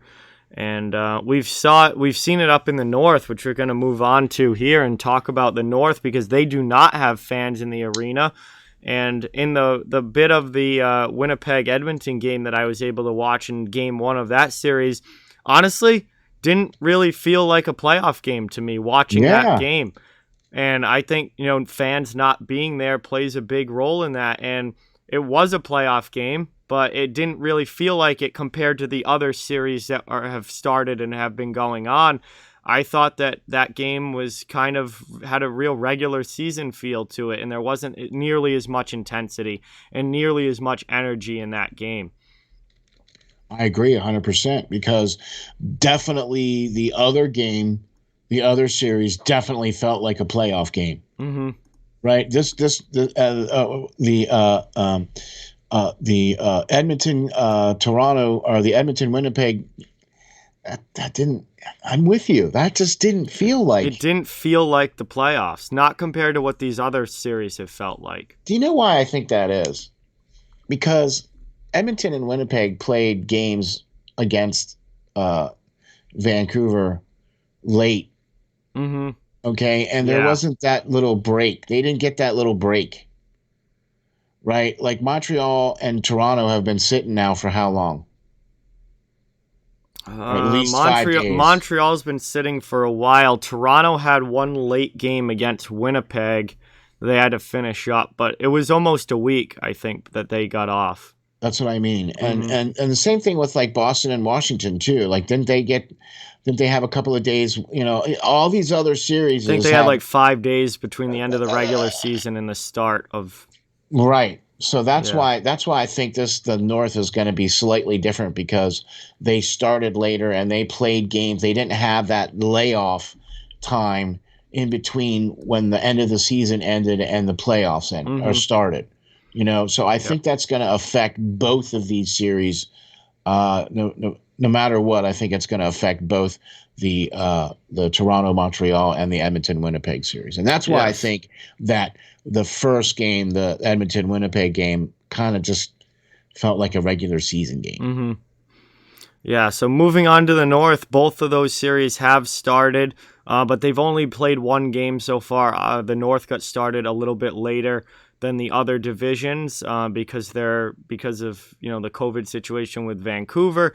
Their regular season went a little bit later than the other divisions, so they are starting the playoffs later, obviously. But in the 1-4 matchup, we have the Toronto Maple Leafs against the Montreal Canadiens. Their series kicked off last night, and Montreal was able to upset the top seed Leafs in game number 1 by a score of 2-1 in a very hard-fought, low-scoring game, and Montreal was able to come out there and steal it.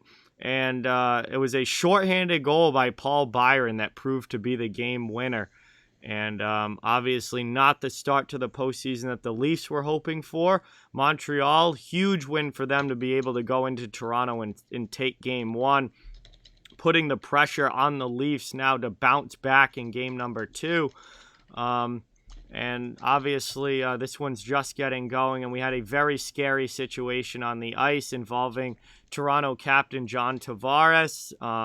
He was checked by Ben Sherratt, and as he was falling down to the ice, he accidentally collided with the knee of Montreal forward Corey Perry, whose knee went right into the head right to the side of his head. Yeah, right there. To the side of the head of John Tavares, and pretty much knocked him out cold. And he was stretchered off the ice. He was able to give the thumbs up as he was leaving the ice, and he did go to the hospital and was in the hospital last night. But early word is that things are looking up for John Tavares and that he should be okay going long term. But obviously, very, very scary situation to see. Ugly looking scene on the ice.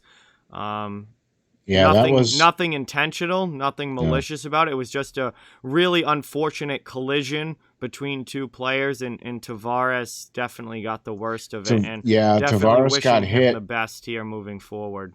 Tavares got hit by another Montreal player and was on the way down when Corey Perry suddenly turned around to see that his knee was going to connect with Tavares's head. I mean, there was nothing he could do. I mean, Corey Perry Supermaned over him anyway. I mean, there was nothing. It was one of those things where it was like it was a head-on collision between two trucks. There's nothing you could do about it. Yeah. And I agree. I don't think it was malicious at all. I don't think it was done with intent.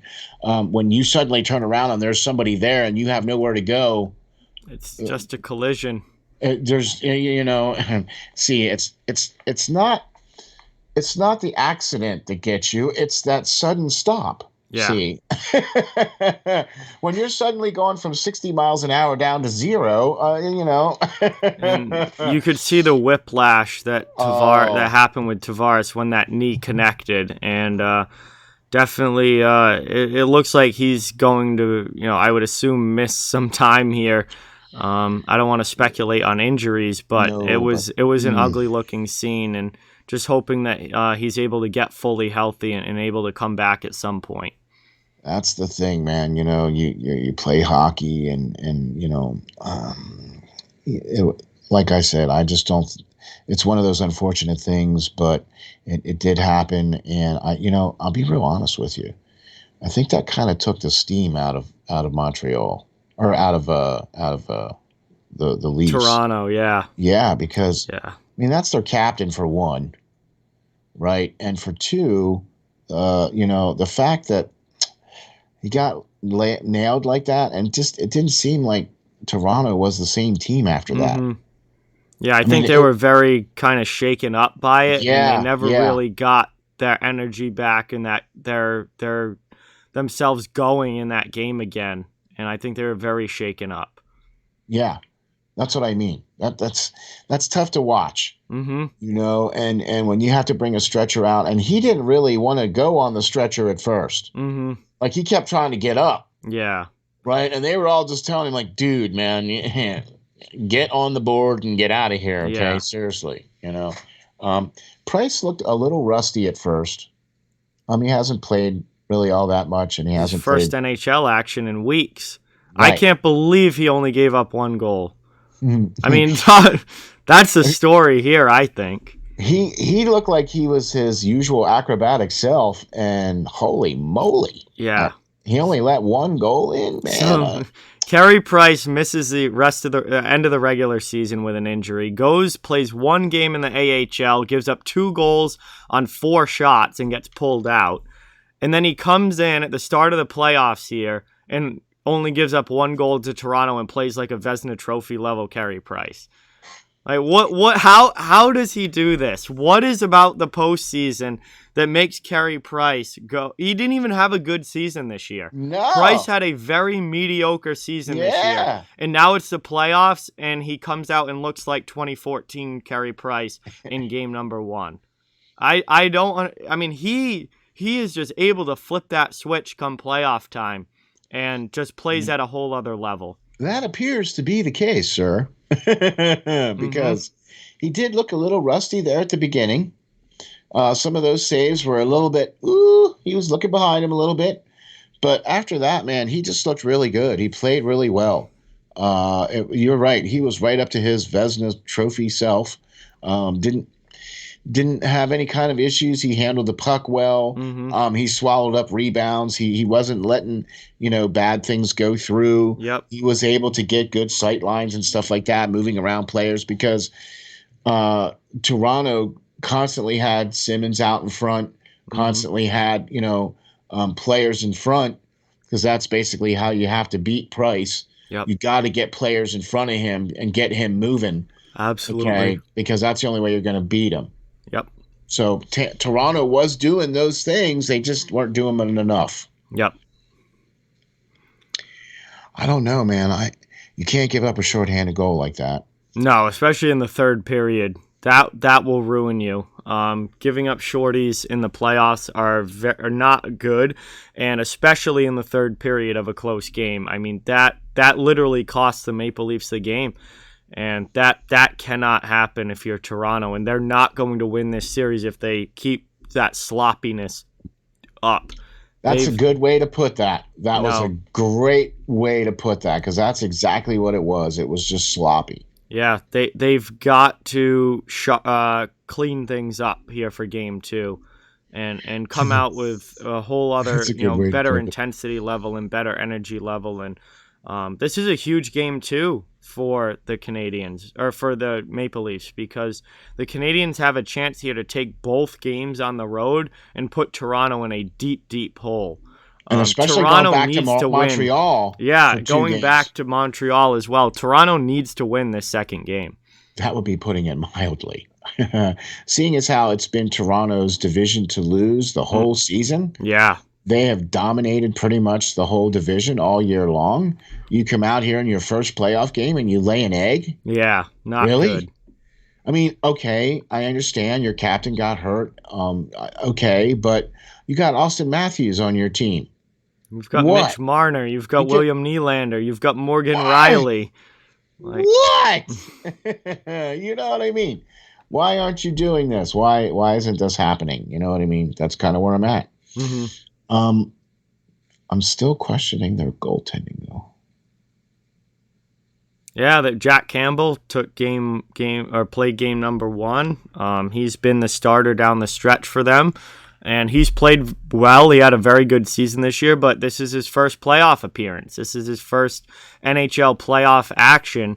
And then they obviously have Freddie Anderson, who has not had a good year this year.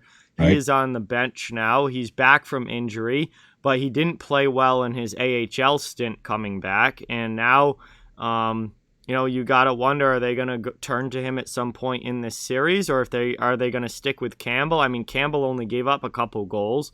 Right. It's not like he got lit up or anything. Right. No. Not saying Anderson, that at all. Yeah. Anderson has not had a good year this year. I don't know how much Toronto trusts him in the playoffs, given their playoff track record of losing in the first round. And that was my big question about the Maple Leafs heading into these playoffs, was the goaltending. And were they going to get the goaltending good enough to win a playoff series? And that seems to still be a question. Without a doubt. And it seems like Montreal, although with the issues they had with Price missing time and everything like that, he seems to be right there where he needs to be. So, and even though Allen hasn't played that horrible. Mm-hmm. He hasn't had the best season because Montreal really hasn't had the best season either. Mm-hmm.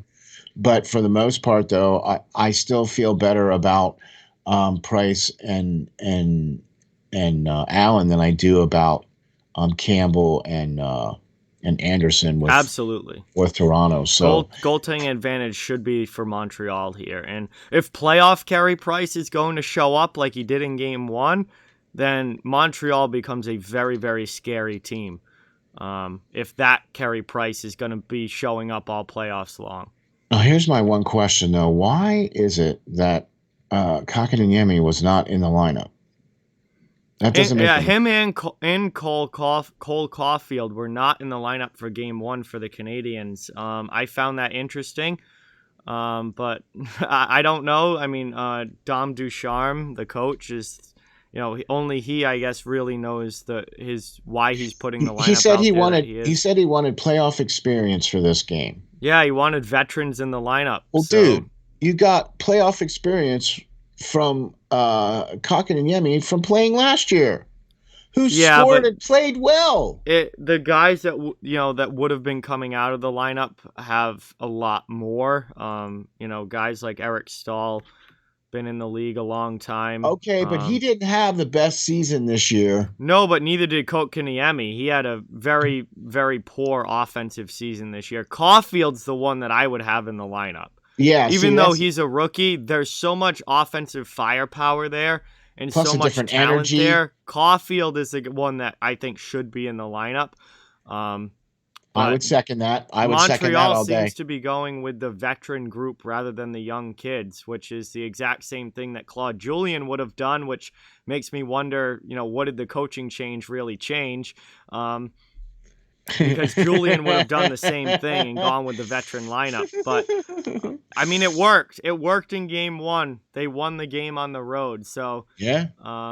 We'll see if that continues. And I do think that, if Toronto comes back and wins the next 2 games and takes a lead in the series and Montreal is still struggling offensively, then I think you will see, Caulfield or Kotkaniemi or somebody inserted into this lineup and things change. With the low end amount of goals that were produced by Montreal during this game, I would have thought that maybe Game 2 you would probably insert at least Cole Caulfield in. See, I think they're going to stick with this lineup if they keep winning. I don't know, man. I think if they'll. That's why I'm sitting on this end of the mic. They're happy to win 2-1 games. I don't think they want to get into 5-4 games with Toronto. Yeah, no, I don't think so either because that's not going to go well. Toronto's going to win those. So I think they're more than happy playing the shutdown defensive style and winning the game 2-1. I mean, that's what they basically were trying to get their team to be this year. Yep. Was a defensive-minded team to begin with.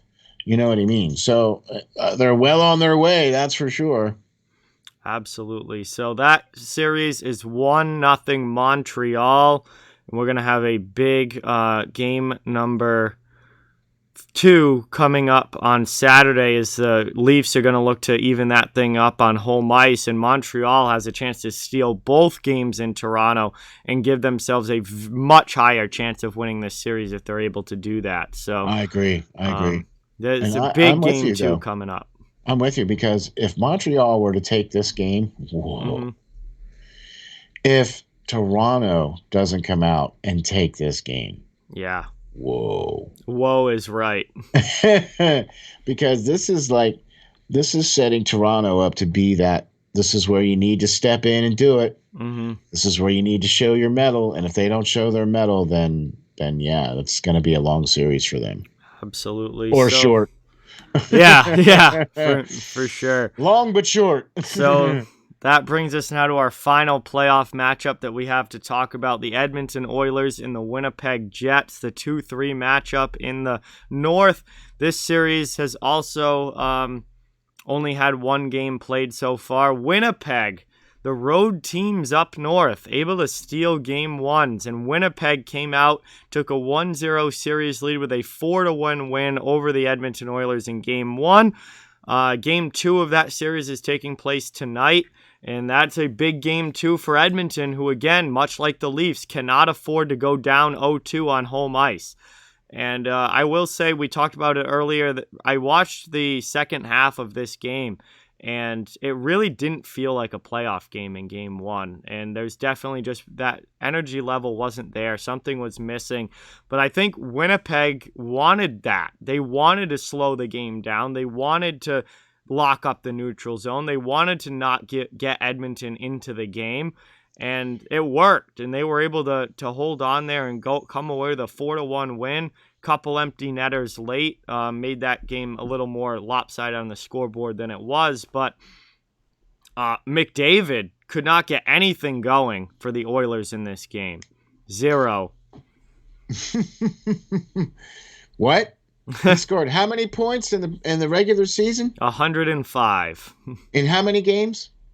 56. Yeah. He did how many against Winnipeg?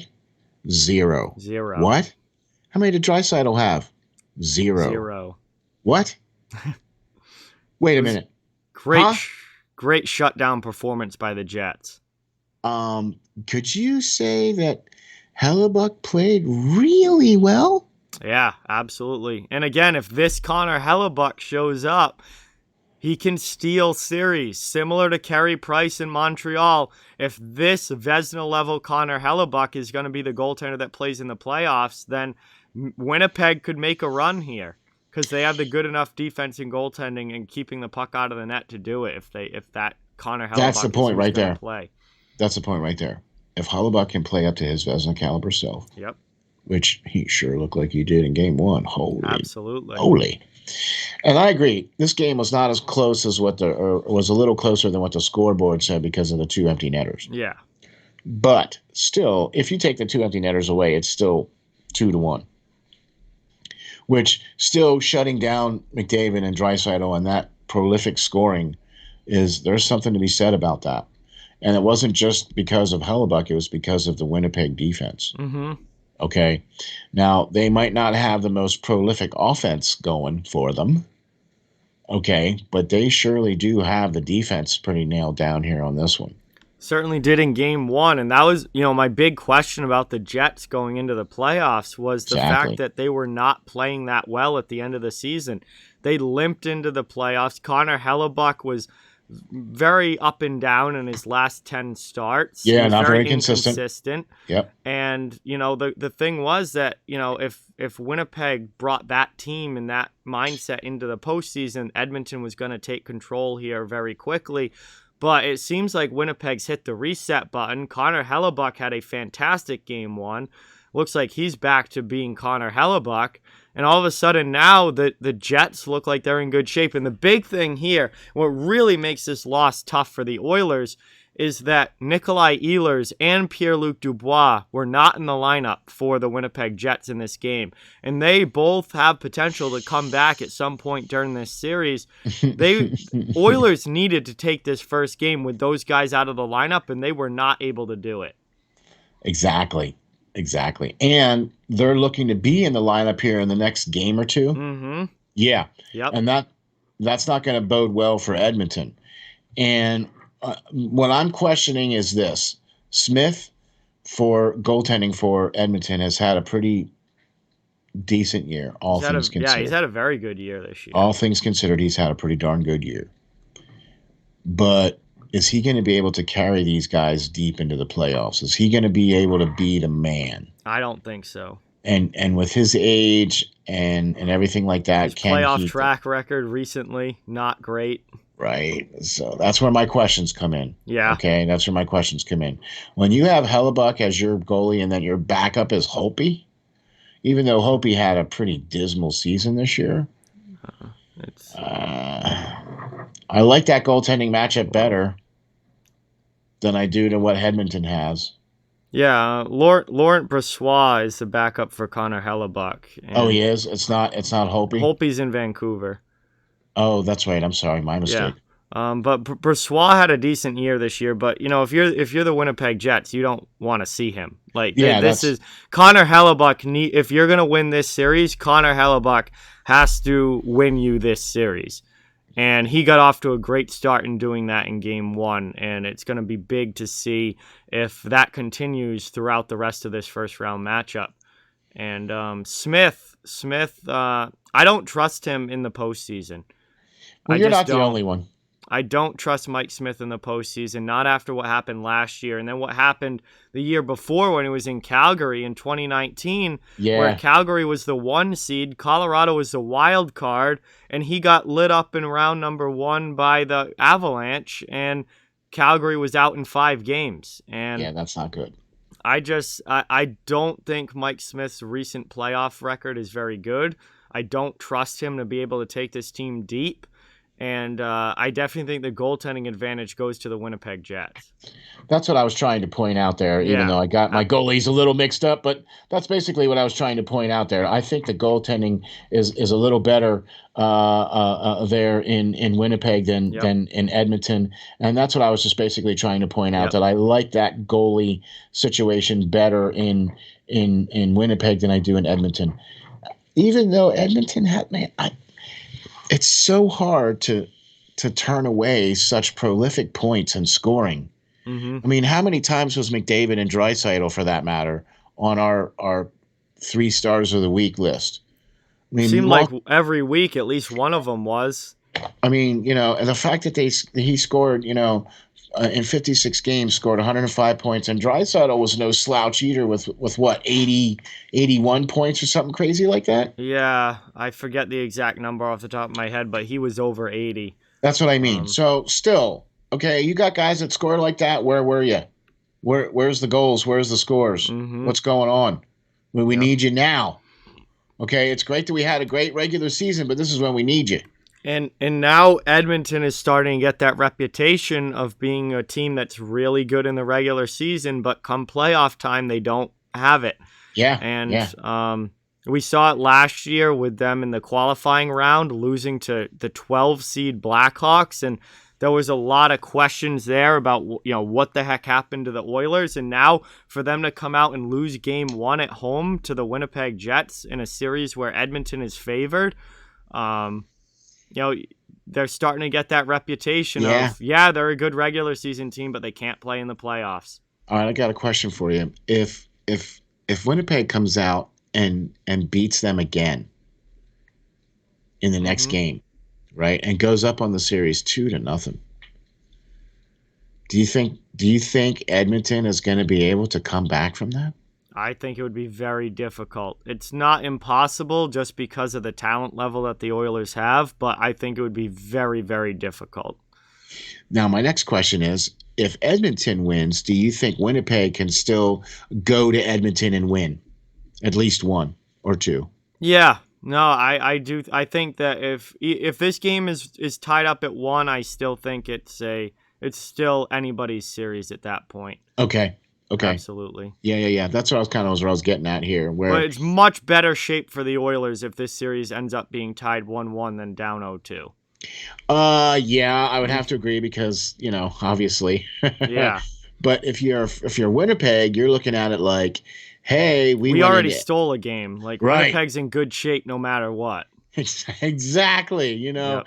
So you definitely want to come out and be kicking it for the next game. That's for sure, man. So I'm looking forward to this next game here between Edmonton and Winnipeg to see if they're going to ramp it up a little bit. Ramp the intensity up, yeah, because it definitely, the feel wasn't there in game 1. Like with Toronto and Montreal. Now, granted, these teams have not met for 47 years now. 1979 was the last playoff series between Montreal and Toronto. Okay, so that's 40 years now. Yep. Ish, give or take. My math. Okay. So I was 9 when they first played in a playoff series, and I'm 51. So there's the math for you. Okay. Yep. But this game felt like a playoff game, even though there was nobody in the stands. And it looked like it did last year, where they had all the big sheets all up in the, covered everything and stuff like that. At least you could tell it was in Toronto. Yep. At least you could tell that it was the Toronto Maple Leafs building. Yep. You know what I mean? But that just had a playoff feel. Yeah. Even though there was, no fans, it just seemed like the place just had that feel. Yep. Maybe it's just me. I don't know. I didn't have that feeling with the Winnipeg Edmonton game. No, That I just didn't. looked like a continuation of the regular season. Yeah, I would agree with that for sure. So there it is, everybody. The North Division is complete, and we have gone through all 8 playoff series and talked about each one, where they stand right now. And that is going to bring us to the end of episode 21 of the Off the Wall Hockey Show here. Want to give a huge thank you to all of you watching. A huge thank you to our sponsor, Canine Country Club Resorts. Really, really appreciate everything that they bring to the table. Steele, Yes. once again, thank you for being here and doing the show. It was another great one. And I can't playoff believe hockey, there's nothing like it. Yeah, nothing like it in the world. And let me just, I want to pull something up here real quick. Mm-hmm. Our final round of picks. Oh, yeah, there we go. Okay, real quick here. Our final round of picks for the season. You were, let's see, 95 and 70. Nice. Right? Nice. So I got to write that in here, 95. Because you went 9 and 5 for the final. Oh, all right. Solid week. Yeah, solid week.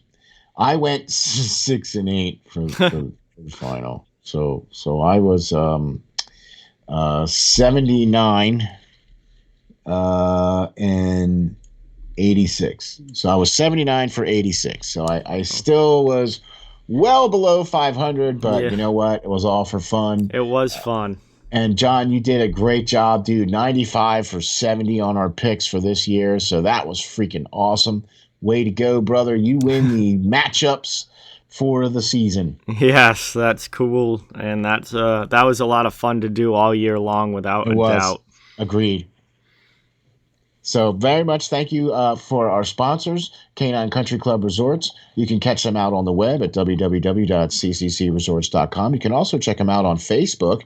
The pool is now open outdoors. They also have the photo booth is open, so you can get pool time now and get your pets out there to get them scheduled for some pool time, some beautiful weather, and let the doggies and get some pool time and check them out on the web at www.cccresorts.com. Also, would like to thank you, our fans, for over 11,000 hits on the website. That is amazing. Yes. Check us out on the web at www.steelflyers.com. You can also check out Off the Wall Hockey on the web at www.steelflyers.com/links/Off the Wall Hockey, where you can check out all the shows, man. We're at what? Episode 21? Yes. Woo! All right. Yeah, man. Thank you, John, for doing this, man. It's awesome. I love that I get to do this show with you, man, and it's great. Thank you very much for all you do, brother. Absolutely. Thank you. And that's going to bring us now to the end of episode 21. Thank you guys all again for watching and listening. Really appreciate it. We'll be back next week with episode 22. And until then, we'll have another week of playoff action ahead of us. It is going to be so much fun. And these playoffs are rolling now. They've been incredible. So thank you guys. Have a great weekend. Have a great rest of your week. And we'll be talking to you next week with episode 22.